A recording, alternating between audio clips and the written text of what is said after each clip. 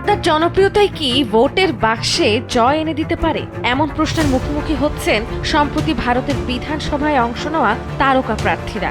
অনেকেই মনে করছেন রাজনৈতিক অভিজ্ঞতা, সংগঠন শক্তি ও স্থানীয় গ্রহণযোগ্যতাই জয়ের ক্ষেত্রে সবচেয়ে বড় ভূমিকা রাখে। ভারতের বিধানসভা নির্বাচনে তারকা প্রার্থীদের অংশগ্রহণ নিয়ে চলছে ব্যাপক আলোচনা। বিশেষ করে পশ্চিমবঙ্গ, তামিলনাড়ুতে চলচ্চিত্র বিনোদন জগতের পরিচিত মুখরা সরাসরি রাজনীতির ময়দানে নেমে প্রতিদ্বন্দ্বিতা করেছেন।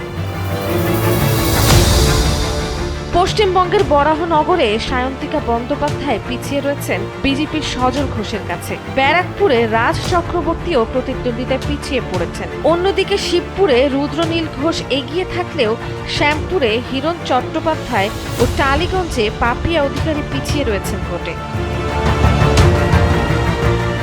তবে ব্যতিক্রম দেখা যাচ্ছে তামিলনাড়ুতে।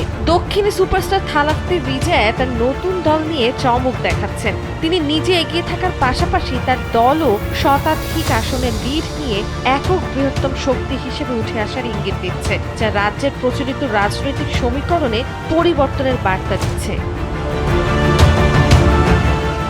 এদিকে আসামে পৃথ্বীরাজ রাভা ভালো অবস্থানে রয়েছেন। সার্বিকভাবে বিশ্লেষকদের মতে তারকা খ্যাতি সবসময় ভোটে রূপ নেয় না। পশ্চিমবঙ্গে যেখানে তারকারা চাপে, তামিলনাড়ুতে ঠিক উল্টো চিত্র, যা ভবিষ্যৎ রাজনীতিতে নতুন সমীকরণের ইঙ্গিত দিচ্ছে। নন্দিনী আহসান, সময়ের আলো।